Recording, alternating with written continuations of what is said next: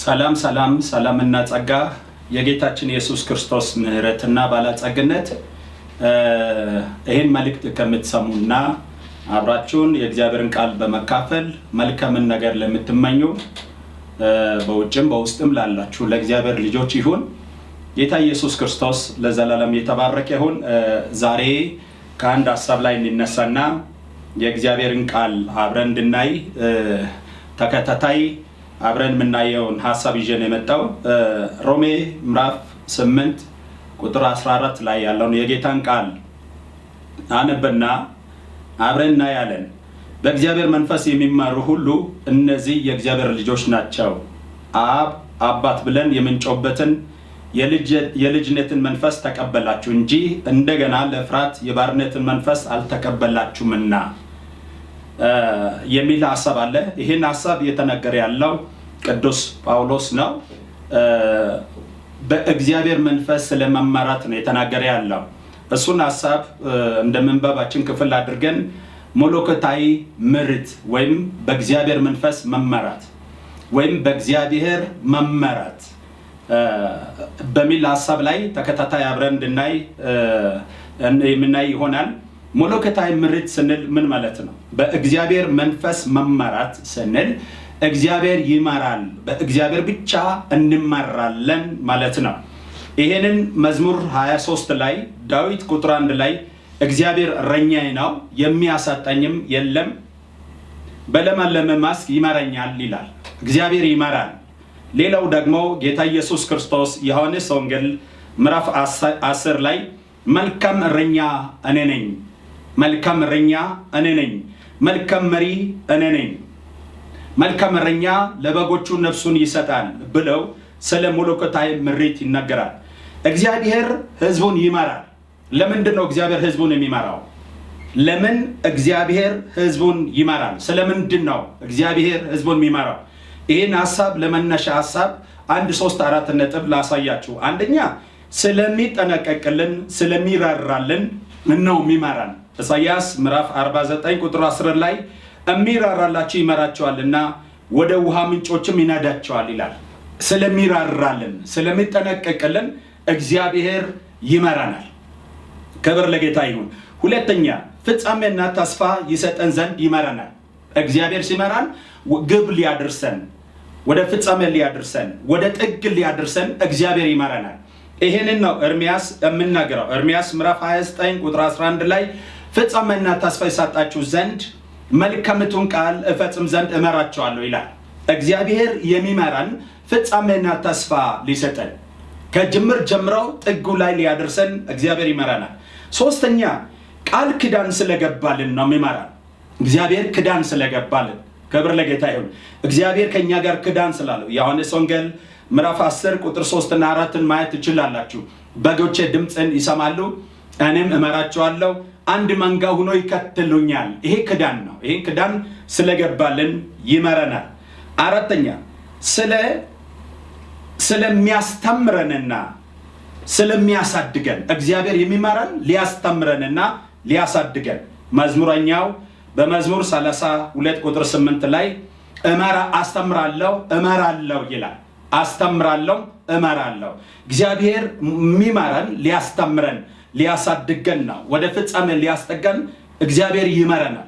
እነዚህን አራት ዋና ነገሮችን ይዘን በሁለቱም አይነት መለኮታዊ ምሕረት እንመልከት። እስቲ በብሉይ ኪዳን እግዚአብሔር ሕዝቡን ይመራበት የነበረው አካሄዶች አሉ።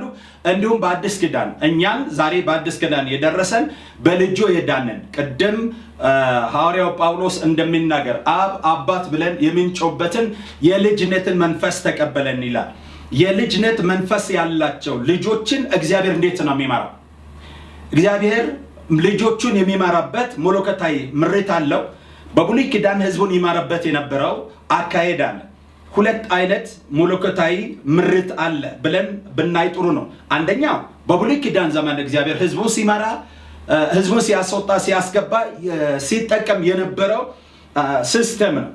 ሲስተም ነው። የብሉይ ኪዳን መለኮታዊ ምሪት እግዚአብሔር ህዝቡን ይመራ የነበረው በእሳት አምድና በደመና አምድ ይመራቸው ነበር። በእሳት አምድና በደመና ይመራቸው ነበር። ይሄን ዘጸአት መጽሐፍ ላይ ማየት እንችላለን። ዘኍልቍ ምዕራፍ 9 ቁጥር 21 ላይ ማየት እንችላለን። ነህምያ ምዕራፍ 9 ቁጥር 12 ላይ እንመለከታለን። ይህ ምሪት እግዚአብሔር በዚህ በደመናና በእሳት አምድ የመራቸው ከግብፅ እስከ ከነዓን እስኪያደርሳቸው ድረስ ነው። ገደብ ነበረው፣ ወሰን ነበረው። እግዚአብሔር በእሳት አምድና በደመና አምድ ህዝቡን የመራው ከግብፅ ባርነት አውጥተው ከነዓን እስኪገቡ ድረስ እግዚአብሔር በዚህ መርቷቸዋል። የተወሰነ የምሪት አካሄድ ነበር ይሄ።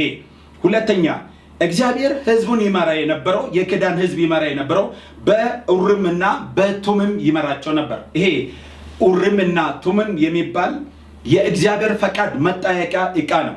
የእግዚአብሔር ፈቃድ ካህናቶች በልብሳቸው ደረት ኪስ ውስጥ አድርገው የእግዚአብሔርን ፈቃድ የሚያውቅበት ማለት ነው። ለምሳሌ ሰውን ሊቀቡ ሲፈልግ፣ እግዚአብሔር አንድ ነገር ሊያደርግ ሲፈልግ ካህናቶች የእግዚአብሔር ፈቃድ መሆኑን የሚያረጋግጡ በኡሪምና ቱሚም ነው። ለምሳሌ ነቢዩ ሳሙኤል ዳዊትን ሊቀባ በሄደ ጊዜ ሰባቱም የኢሳይ ልጆች በፊቱ አልፈዋል። በኡሪም ወይም በቱሚም ምልክት አልነበረም። ስለዚህ ዳዊት በመጣ ጊዜ በኪሱ ደረት ላይ ያለች ኡሪም ምልክት ሰጣች። ይህ ማለት የእግዚአብሔር ፈቃድ የሚሆነውን ምልክት የሚሰጥ ዕቃ ማለት ነው። ኡሪምና ቱሚም ዘጸአት ምዕራፍ 28 ቁጥር 30 ላይ ማየት እንችላለን። ይህ ነገር የእግዚአብሔር ፈቃድ መጠየቂያ ወይም የእግዚአብሔር ፈቃድ የምናውቅበት መንገድ ነው። በዚህ መንገድ እግዚአብሔር ህዝቡን በብሉይ ኪዳን ይመራ ነበር። ሶስተኛ በነቢያቶች ይመራ ነበር። በነቢያቶች ይመራ ነበር። ነቢያቶች በብሉይ ኪዳንም ይሁን በአዲስ ኪዳን ነቢያቶች የእግዚአብሔር ቋንቋ ተናጋሪ ማለት ነው። የእግዚአብሔር ቋንቋ ተናጋሪ ማለት ነው። በብሉይ ኪዳን እግዚአብሔር ሐሳቡን በነቢያት ውስጥ አድርገው ህዝቡን ይመራ ነበር። ሐሳቡን በነቢያት ውስጥ ያመጣና ህዝቡን ይመራ ነበር እንጂ በነቢያት ውስጥ አያድርም። በብሉይ ኪዳን እግዚአብሔር በነቢያት ውስጥም በካህናት ውስጥም በነገስታት ውስጥም አያድርም። ሐሳቡን ያመጣባቸዋልና ፈቃዱን ድምጹን ያሰማቸዋል። ያን ድምጽ ተከትለው ህዝቡን ይመራል። ክብር ለጌታ ይሁን። በነቢያት ውስጥ አያድርም የሚለው ለምን እንደሆነ በኋላ አዲስ ኪዳን ላይ ሲመጣ አሳያቸዋል። ስለዚህ በብሉይ ኪዳን እግዚአብሔር በነቢያቶች ህዝቡን ይመራ ነበር። አራተኛ በብሉይ ኪዳን እግዚአብሔር በህልም ይመራቸው ነበር። በተለይ ይሄ በህልም የምንለው በብሉይ ኪዳን ብቻ ሳይሆን አሁን በአዲስ ኪዳንም እየሰራ ያለ እግዚአብሔር ከህዝቡ ጋር የሚገናኝበት ቋንቋ ነው። እግዚአብሔር ከፈጠረው ፍጥረቱ ዓለም ጋር ወይም በመልኩ በምሳሌ በፈጠረው ህዝብ ጋር የሚገናኝበት መንገድ ነው ህልም ማለት እግዚአብሔር ነገስታቶችንም ገዢዎችንም አገልጋዮችንም ለመምራት ወይም ለመምከር ሲፈልግ ከነሱ ጋር የሚገናኝበት ከሰብአዊ ከስሜታዊ ሕዋሳት ውጭ ሆኖ በህልና ንቃት ውስጥ ሆኖ ሰው ተኝቶ ሳለ ወይም እግዚአብሔር አንድ ነገር ሊናገር ሲፈልግ ከባድ እንቅልፍ አምጥቶበት ከባድ ጨለማ አምጥቶበት የሚመራው አካሄድ ማለት ነው። በብሉይ ኪዳን እግዚአብሔር በህልም ህዝቡን ይመራ ነበር። ክብር ለእግዚአብሔር ይሁን። እንግዲህ እነዚህን ካየን አምስተኛ በብሉይ ኪዳን እግዚአብሔር በማላሚት ይመራቸው ነበር። ይሄ ማላሚት የሚለው ሐሳብ መሳፍንት ምዕራፍ 6 ላይ ነው የምታየው። እንዲህ ብታደርግ እንዲህ ይሆናል የሚል ማለት ነው። ለምሳሌ ጌዲዮን አንተ ከኛ ጋር መሆንን እንዳውቅ እባክህ በዚች ቁርባት ላይ ብቻ ዝናብ ይዝነብ ወይም ጠል ይውረዳል እንዲሁም ሆነ። ሁለተኛ ሊጠይቅ ያለ እባክህ ከዚች ቁርባት ሌላ በምድር ሁሉ ላይ ጠል ይውረዳል። አያችሁ፣ ይውረዳል። ያም ሆነ ያ የእግዚአብሔር ፈቃድ እንደሆነ የሚረዱበት መንገድ ነው። የሚረዱበትና የሚያስተውሉበት መንገድ ነው። ስድስተኛ በብሉይ ኪዳን እግዚአብሔር ህዝቡን ይመራ የነበረው በመላእክ ይመራቸው ነበር። መላእክቶች ህዝቡን ይመራቸው ነበር። የእግዚአብሔር መላእክቶች ከፊታቸው እየወጣ እየተዋጋላቸው መንገድ ያሳያቸው ይመራ ነበር። ልክ ነው። ወደ አዲስ ኪዳንም ስንመጣ የጌታ መላእክት ከመልእክተኞች ጋር አብሮ ይሰራል፣ ግን ይመራቸው ሳይሆን ሲያግዛቸው ነው የምንመለከተው። እነዚህ 6 ነገሮች በብሉይ ኪዳን እግዚአብሔር ሕዝቡን ይመራባቸው የነበሩ መንገዶች ናቸው። ክብር ለአምላካችን ለእግዚአብሔር ይሁን። እነዚህን በብሉይ ኪዳን ካየን ወደ ሁለተኛ እንምጣና ዋና እንድናይ የሚፈልገው በአዲስ ኪዳን እግዚአብሔር ሕዝቡን የሚመራባቸው መንገዶች። የአዲስ ኪዳን መለኮታዊ ምሪት ሁላችን አሁን በምህረቱ ዓለም ሁላችን በክርስቶስ ኢየሱስ በክርስቶስ ቤዛነት ማዳን አግኝተን የእግዚአብሔር ልጆች ሆነን ከእግዚአብሔር የተወለደን ከደምና ሥጋ ፈቃድ ሳይሆን ከመንፈስ ፈቃድ የተወለደን ሁላችን የምንመራበትና የምንወጣበት የምንገባበት የእግዚአብሔር አሰራር አለ። እሱን ማወቅ በጣም በጣም ወሳኝ ነገር ነው። ለክርስቲያኑ ዓለም ለክርስቶስ ተከታይ ይሄን ማወቅ በጣም ትልቅ ነገር ነው። ክብር ለጌታ ይሁን። በጣም ትልቅ ነገር ነው። ይሄን እንድናውቅ አስፈላጊ ነገር ነው። እነዚህን ለማወቅ ዋና ዋና መንገዶችን እናንሳና የአዲስ ኪዳን መለኮታዊ ምሪት ዋና ዋና መንገዶች አንደኛ ውስጣዊ መለኮታዊ ምሪት። ውስጣዊ መለኮታዊ ምሪት። ይሄ ውስጣዊ መለኮታዊ ምሪት ስንል ምን ማለት ነው? የመንፈሳችን ምስክር ወይም በመንፈሳችን ላይ ልዩ ምልክት በመንፈሳችን ላይ ልዩ ምልክት ወይም የመንፈሳችን ምስክር ወይም የውስጥ መረዳት። ሃሌሉያ! የውስጥ መረዳት። ታውቃላችሁ እናንተ በክርስቶስ ኢየሱስ ከእግዚአብሔር ስትወለዱ አንድ ሕያው ናችሁ ነው የተወለዳችሁ። በእናንተ ውስጥ ዓይን ያለው፣ በእናንተ ውስጥ ጆሮ ያለው የሚሰማ፣ በእናንተ ውስጥ አፍ ያለው የሚናገር ሌላ አካል አለ። እሱም የእግዚአብሔር ልጅ የተባለው አብ አባት ብለው የሚጮህ ከእግዚአብሔር ጋር ቀጥታ ግንኙነት ያለው ከእግዚአብሔር ጋር ቀጥታ የሚያወራ አብሮ የሚሰራ አካል አለ። እሱ ምንድን ነው የሚባለው? ውስጣዊ ማንነት ወይም ውስጣዊ ሰው ማለት እንችላለን። መጽሐፍ ቅዱስ በአዲስ ኪዳን ስለ ውስጣዊ ነገር በጣም በብዙ በሰፊ የምናገረው ነገር አለ። ያ ማለት ምንድን ነው? ዳግመኛ ስትወለዱ መንፈሳችሁ ሕያው ነው። አስቀድሞ ሙቶ የነበረው የሰው መንፈስ ነው። አስቀድሞ የሞተው ነፍስ አይደለም ወይም ስጋ አይደለም። አዳም በኤደን ገነት ሳለ በነፍስና በስጋ ፈቃድ ይመላለስ ነበር። መንፈሱ ነበር ዳየው ነው መንፈሱን የሞተው። ስለዚህ ጌታ ኢየሱስ ክርስቶስ በስጋ ሞቶ በመንፈስ ሕያው አደረገን። ክብር ለጌታ ይሁን። እሱ በስጋ ሞቶ በመንፈስ ሕያው አደረገን። እንግዲህ በመንፈስ ሕያው ካደረገን ዳግመኛ ስትወለዱ ዳግመኛ የተወለደው መንፈስ ነው። በውስጣችሁ ያለው የእግዚአብሔር ልጅ የተባለው የማይጨበጥ የማይዳሰስ ግን የሚሰማ የሚያይ ማንነት አላችሁ። እሱ ነው ሰው የተባለው። እሱ ነው አዲሱ ሰው የተባለው። አዲሱ ሰው ለብሳችሁታል ስል ይሄ ነው።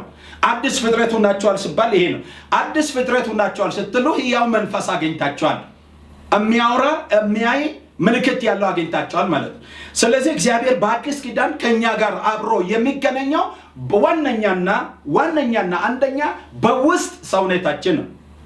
በመንፈስ ልዩ መረዳት፣ የመንፈስ ምስክር፣ የመንፈሳችን ልዩ ምልክት ውስጥ መለኮታዊ ምሪት ስንል የመንፈሳችን ልዩ ምስክርነት፣ የመንፈሳችን ልዩ ምልክትና መረዳት ማለታችን ነው።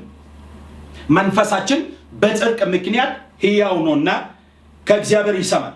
አሁን የመለኮቱ ኃይል አያችሁ፣ የመለኮታዊ ኃይል እግዚአብሔር በሰብአዊ ማንነታችን ተገልጦ ሳይሆን በመንፈሳዊ ማንነታችን ተገልጦ ነው። ስለዚህ ጴጥሮስ ይህን ነገር በደንብ አድርጎ ያብራራል። ምዕራፍ 1 ቁጥር 4 ላይ ከመለኮቱ ባህሪ ተካፋዮች በተስፋው ቃል እንድንሆን በእነዚህ ክብርና በጎነት የተከበሩና እጅግ ታላቅ የሆነ ተስፋን ሰጠን ይላል። ልብ አድርጉ። አሁን እዚህ ጋር ጴጥሮስ እየተናገረ ያለው መንፈሳችን ከእግዚአብሔር ጋር ምን አይነት ሩካቤ እንዳለው ነው፣ ግንኙነት እንዳለው ነው የሚናገረው። መንፈሳችን ከእግዚአብሔር ስንወለድ ሕያው ነው። ኤፌሶን ምዕራፍ 1 ቁጥር 18 ላይ የውስጥ አይኖቻችሁ ሲበራ፣ ልብ አድርጉ፣ የውስጥ አይኖቻችን ሲበራ ምን ማለት ነው? የውስጥ አይኖቻችን ሲበራ ይላል የመለኮቱ ኃይል ወይም መጠረታችን ምን እንደሆነ እንድናውቅ ይላል። አያችሁ፣ ዳግመኛ ስትወለዱ ውስጥ አይኖቻችሁ ይበራል። የውስጥ አይኖቻችሁ ሲበራ ቀጥታ ከእግዚአብሔር ጋር ያላቸው በሰማይ የተዘጋጀላችሁ የርስቱ ባለጸግነት ክብር ሃሌሉያ የርስቱ ባለጸግነት ክብር ከእግዚአብሔር ጋር ያላችሁን አቅርቦት ምን እንደሆነ ትረዳላችሁ። ይሄ የውስጥ መረዳት ማለት ነው። የውስጥ መረዳት ማለት ነው። ጳውሎስ በዚህ በውስጥ መረዳት አንድ የሰራው እና እያደረገ ያለው ከመልእክቱ እንመልከት። ሐዋርያት ሥራ ምዕራፍ 27 ቁጥር 10 እስከ 20 ላይ ጳውሎስ እንዲህ ይላል፣ እናንተ ሰዎች ሆይ ይህ ጉዞ አያችሁ ይህ ጉዞ በጥፋት ከብዙ ጉዳት ጋር እንዲሆን አያለው ይላል። ልብ አድርጉ። ጳውሎስ በቄሳር ዘመን ታስረው ወደ ሮም የሄደ ነው። ውሊያን የሚባል መቶ አለቃ ኃላፊነት ተሰጥቶት ከ270 እስረኛ ጋር ጳውሎስም ታስረው ወደ ሮም የሄደ ነው። እግባኝ ጠይቀው ወደዛ የሄደ ነው ያለው።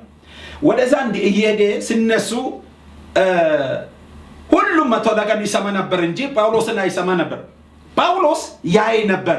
ውስጠኛ አይኑ ያይ ስለነበር ከፊት ለፊት ሊመጣ ያለው ሊገለጥ ያለውን አደጋ ተመልክተው ይህ መንገድ መልካም አይደለም፣ ብዙ ጉዳት ይኖራል፣ ብዙ ችግር ይኖራል፣ ስለዚህ ይሄን ቀን ቀይሩ፣ ይሄን መንገድ ቀይሩ የሚል መልእክት እያስተላለፈ ነው።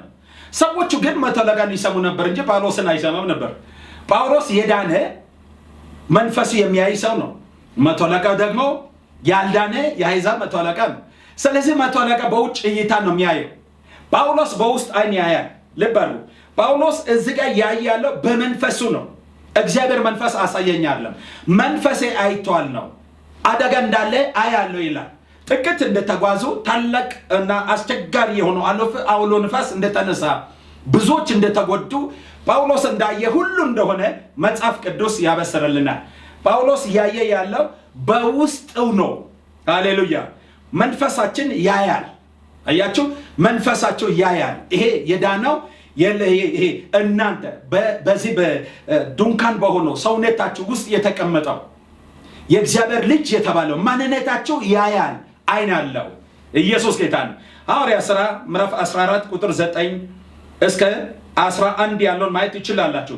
ጳውሎስ እዚህ ቦታ ላይ በጉባኤ መካከል እየሰበከ ያለ አንድ ሰው ሽባ ሆኖ ተቀምጧልና ጳውሎስ ይሄ ሰው መዳን እንደሚፈልግ ለመዳን እንደጓጓ ትኩር ብሎ አይቶ ይላል። ይሄ ትኩር ብሎ አይቶ የሚለው የጳውሎስ ውስጠኛ አይን ነው። በመንፈስ ቅዱስ አይደለም ያየው፣ በመንፈስ ቅዱስ እይታ አይደለም ያየው። የጳውሎስ የራሱ የሆነ መንፈሱን ያየው። ከዛ በኋላ ጳውሎስ ልጅን እንደፈለገ አይተው በእምነት መነሳት እንደሚፈልግ አይተው አዘዘው ይላል። ሰውየውም ከጉባኤ መካከል ተነስተው እንደተመላለሰ መጽሐፍ ቅዱስ ይናገረናል። ለምሳሌ ምሳሌ ምዕራፍ 27 ቁጥር 19 ላይ የእግዚአብሔር ቃል ፊት ለፊት እንደሚታይ ይላል። የሰው ልብ ለሰው ይታያል። አያችሁ ፊት በውሃ ለፊት እንደሚታይ የሰው ልብ ለሰው ይታያል። አያችሁ ወደ ውሃ ተጠግታችሁ ውሃ ውስጥ ራሳችሁን ፊት እንደምታዩ እንዲሁ የሰው ልብ ለሰው ይታያል። ዳግመኛ የተወለዱ የእግዚአብሔር ልጆች የሰው ልብ ያያሉ። ፕሬዝ ጋድ ያያሉ። ይሄን መጽሐፍ ቅዱስ ነው የሚለው። ዳግመኛ የተወለዱ ሰዎች የተሰወረን ውስጠኛ ነገር ማየት ይችላሉ። ስለዚህ ጳውሎስ ይሄን ሲያረጋግጥልን ምንድን ነው የሚለው? በሰው ውስጥ ካለው መንፈስ በቀር ስለ ሰው የሚያውቅ ማን ነው አለ። የእግዚአብሔር መንፈስ የእግዚአብሔር ጥልቅ ነገርን እንኳን መርምሮ ያውቃል ካለ በኋላ በሰው ውስጥ ካለው መንፈስ በቀር ስለ ሰው የሚያውቅ ማን ነው ይላል። ወንድሜ በአንተ ውስጥ ያለው ዳግመኛ የተወለደ የእግዚአብሔር ልጅ የሆነ ሁሉንም ያያል፣ ሁሉንም ይመለከታል፣ ሁሉንም ያስተውላል፣ ሁሉንም ይረዳል። እግዚአብሔር አንተን ማምራት የሚፈልገው በዚህ መንገድ ነው። እግዚአብሔር በአዲስ ኪዳን ልጆቹን የሚመራው በዚህ መንገድ ነው። ውስጠኛ ክፍላቸው ውስጥ ገብቶ ነገር ከእግዚአብሔር እንደሆነ የምታውቀው ውስጥ በሰላም ሲሞላ ነው። ውስጥ በደስታ ሲሞላ ነው። ልትወስድ ስላልከው እርምጃ ልብ በሰላም ሲሞላ እግዚአብሔር የሰላም አምላክ ነውና እግዚአብሔር ካንተ ጋር ይሄደ ነው ማለት ነው። ኢየሱስ ጌታ ነው። ስለዚህ መንፈሳችን ያያል፣ ይሰማል፣ ይረዳል። እግዚአብሔር ዛሬ በአዲስ ኪዳን ውስጥ 92% ህዝቡን የሚመራው በዚህ በውስጠኛ መለኮታዊ ምርት ነው። ክብር ለእግዚአብሔር ነው።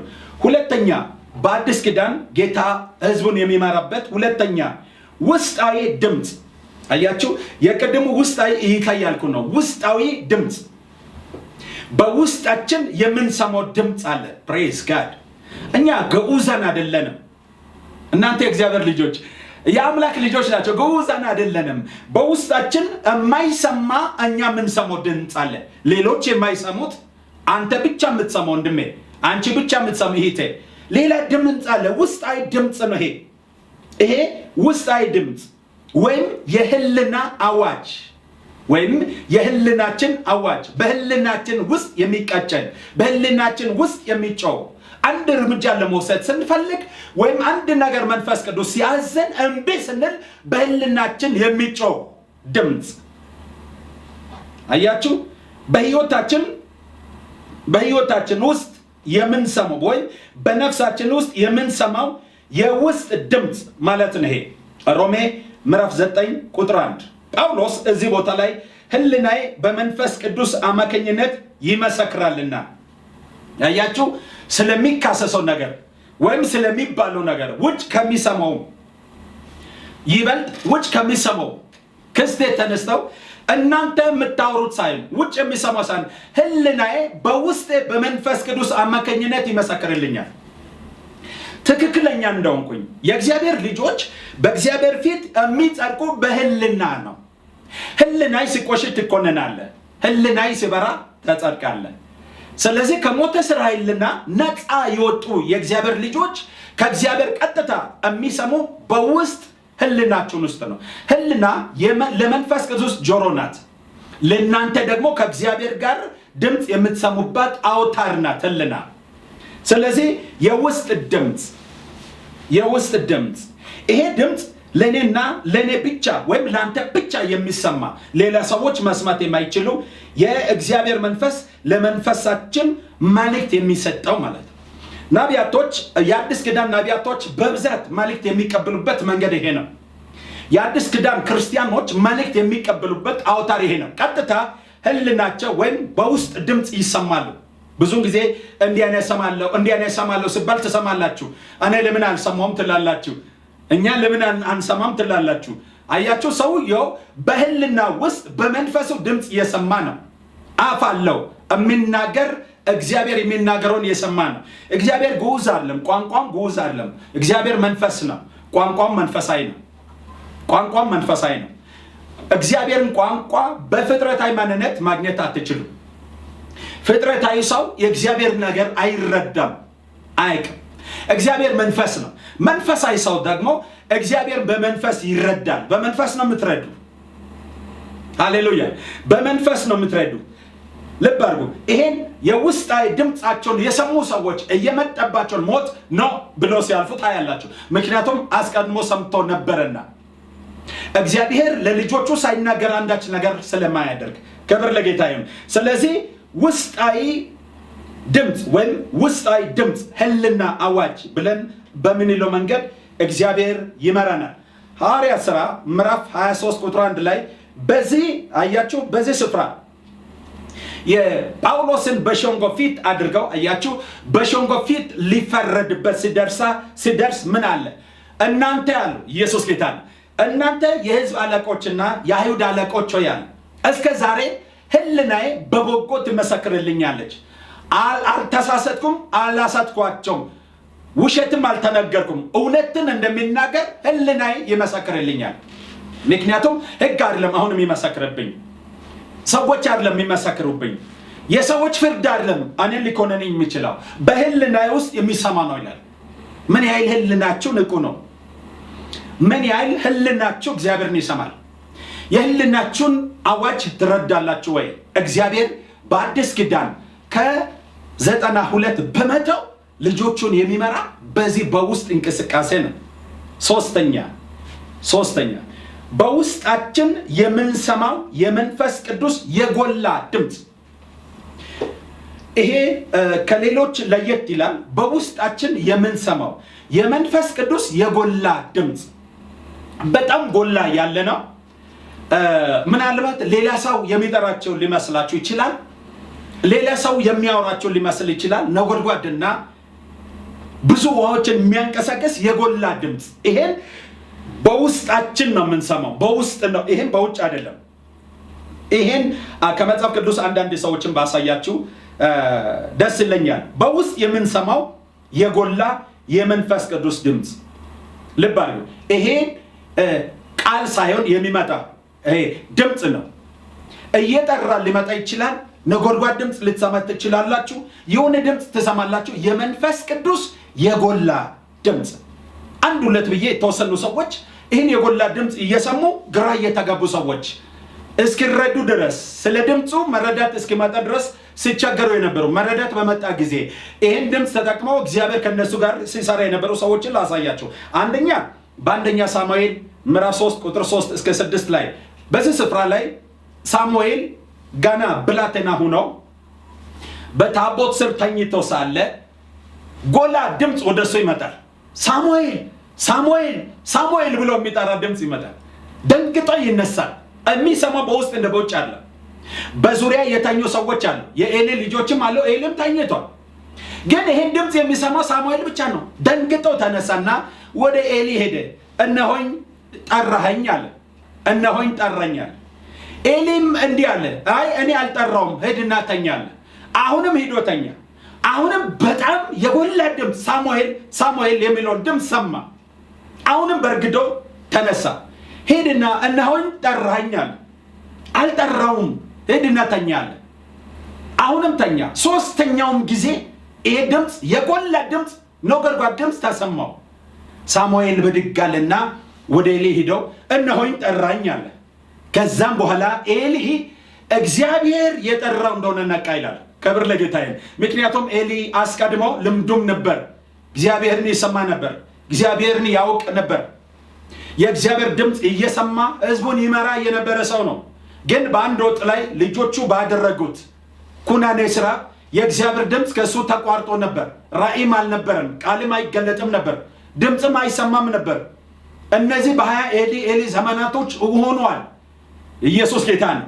ግን እግዚአብሔር ድምጹን መስማት የሚችለው ብላቴና ከእናቱ ማዕፀን ገና ሳይወጣ ቀድሰው ድምጹን መስማት የሚችለውን ብላቴና እያለማመደ ነው። ክብር ለጌታ ይሁን። ጌታ እናመሰግናለን። ምናልባት በሚቀጥለው ሳምንት ላይ በዚሁ ሐሳብ ላይ እንቀጥላለን። ክብር ለአምላካችን ለእግዚአብሔር ይሁን። አስተውላችሁ ተከታተሉን። ከእግዚአብሔር ጋር አብራችሁ የምትሄዱበትና እግዚአብሔርን ድምጽ መለማመድ ያለባችሁን መንገድ ዋና ነገር ላይ ደርሰናል። በሚቀጥለው ሳምንት ይህን ከዚሁ እንቀጥላለን። በናዝሬቱ ጌታ በኢየሱስም ዛሬ የእግዚአብሔር ድምጽ ከሁላችሁ ጋር ይገናኝ። አሜን።